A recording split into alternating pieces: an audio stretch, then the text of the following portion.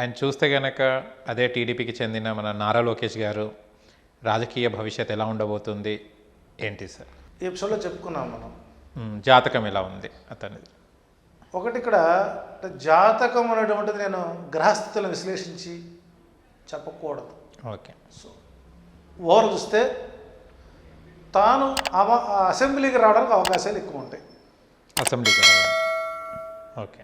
అసెంబ్లీకి రావడానికి అవకాశాలు ఉంటాయి. టీడీఎల్పీ లీడర్గా ప్రమోషన్ వచ్చే అవకాశం ఉంది. తాను ఎక్కడ పోటీ చేసినా గెలుపుకు మాత్రం అవకాశాలు ఉంటాయి. మరి ఆ అవకాశం ఉన్నప్పుడు ఆ అవకాశాన్ని సద్వినియోగం చేసేటువంటి యోగ్యత విధానం ఎవరికి ఉండాలి? తనకు ఉండాలి. సో తాను వెళ్ళేటువంటి పోకడ, తను వెంటాడుతున్నటువంటి ఎర్రి బుక్కు యొక్క అంశాలు, సిఐడి కేసులు, మరి ఇవన్నీ తట్టుకుని పోవాలి, సమాధానం చెప్పుకోవాలి కదా. సో కాబట్టి ఎప్పుడైతే అంటే ఒక రకంగా చెప్పాలన్నా నేను నారా లోకేష్ని గౌరవిస్తానండి. ఎందుకంటే ఆయన పాపం నా సొంత స్వయం శక్తితోనే నా పార్టీని కాపాడుకోవాలి అనేటువంటి ఒక దృఢ నిశ్చయం ఉన్నటువంటి వ్యక్తి. అయితే ఉత్తర కుమారుడు కావచ్చు, చంద్రబాబు నాయుడు విరాట్ రాజు అవ్వచ్చు. ఉత్తర కుమారుడు ఉత్తర గోగ్రహణానికి బయలుదేరాడు, ఎక్కడికి శ్రీకాకుళంలో బయలుదేరాడు. ఆయనకి ఒక ఫోబియా ఉందండి. ఏం ఫోబియాస్? పబ్లిక్ని చూస్తే మాట్లాడలేకపోవడం. ఎందుకంటే ఫస్ట్ నుంచి ఆయన విదేశాల్లో చదువుకున్న వ్యక్తి, పబ్లిక్తో కష్టంగా ఉంటుంది.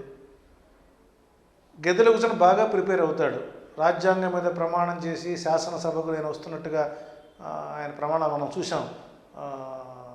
మీ రూపంలో ఎలా ప్రాక్టీస్ చేశాడు అంతవరకు ఓకే. బయటకు వచ్చేసరికి తన వర్షన్ మారిపోతుందండి.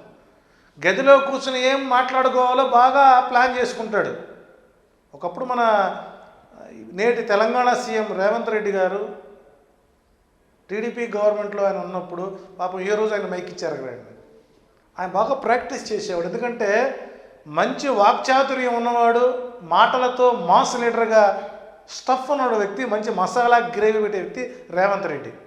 అట్లా మన లోకేష్ పప్పు గారికి మంచి వాగ్దాటి ఉంది. కానీ సభ ముందుకు వచ్చేసరికి మాట్లాడినటువంటి వ్యక్తి చూడండి, ఒక నత్తి ఉన్న సన్నాయి వాయిద్యకారుడు అద్భుతముగా తన యొక్క వాయిస్ని ఆ పిల్లల గ్రోలో చేస్తాడు. కానీ రియల్గా మాట్లాడేసరికి ఆ మాట రాదు. ఆ మాట రాకపోవడానికి కారణం ఏంటంటే ఆ జాతకుడికి చంద్ర బుధుల యొక్క కలయిక జాతకంలో కొన్ని హాట్ పదాలు వాడటం చేత కాదు. అందుకే రాజకీయ పదప్రయోగ దీపిక అనే పుస్తకం ఉంది లోకేష్ గారు. రాజకీయ పదప్రయోగ దీపిక అనేటువంటి పుస్తకం ఒకటి ఉంది. అంటే ప్రతి రాజకీయ నాయకుడు ఆ పుస్తకంలో ఉన్న పదాలను వాడతారు. అది సింపుల్ వాళ్ళలో ఉంటుంది. ఆ పుస్తకం దగ్గర పెట్టుకొని ప్రాక్టీస్ చేస్తే మీకు తెలుగు పలకనటువంటి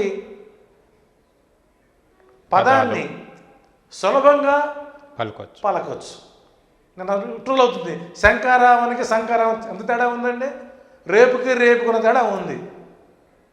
కాబట్టి ఇట్లాంటివి ట్రోలర్స్కి మంచి ఇన్వెస్ట్మెంట్స్ కూడా ఇస్తున్నాడు పాపం. ఆయన 10 మందిని బతికిస్తున్నాడు ఆయన యొక్క స్పీచెస్ ద్వారా.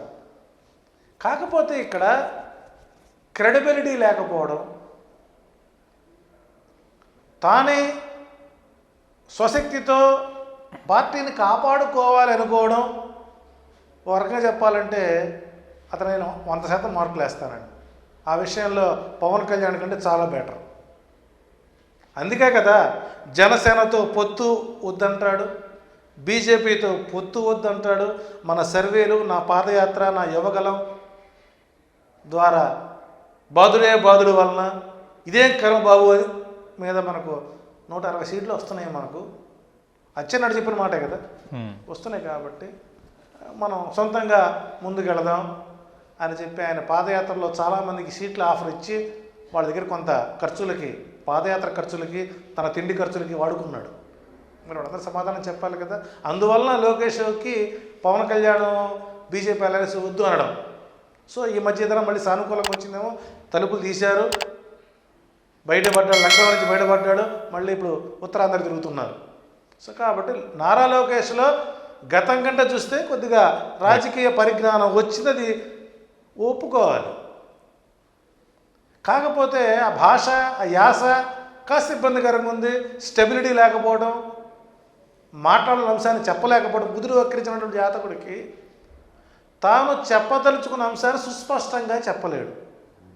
ట్విట్టర్లోనో, మెసేజ్ రూపంలోనో, వాట్సాప్ రూపంలోనో ఎక్కడో దొరుకుతారు వీళ్ళు. సో కాబట్టి అసెంబ్లీకి వెళ్ళడానికి లోకేష్కి 99% అనుకూలంగా ఉంది. ఆ 1% తన యాటిట్యూడ్ని బట్టి ఉంటుంది. ఓకే. అంటే తను ఎక్కడ పూర్తిగా పోటీ చేస్తాడో కూడా క్వశ్చన్ మార్క్గానే ఇంకా ఉంది. సో చూద్దాం. ఓకే, వాళ్ళ క్యాండిడేట్లు ఎత్తుక్కుంటున్నారు, ఇంకా సెట్ కాలేదు. ఎక్కడ ఈ పొత్తులు, చిత్తులు, ఎత్తులు ఏంటో తెలియాలి బయటికి. సో కాబట్టి నారా లోకేష్ యొక్క భవిష్యత్తు రాబోయే రోజులు అసెంబ్లీకి అయితే నేరుగా మెయిన్ గేట్లోనే వెళ్తాడు. ప్రతిపక్షంలో టీడీఎల్పీ సీట్లో కూర్చునే అవకాశాలు ఎక్కువ ఉన్నాయి.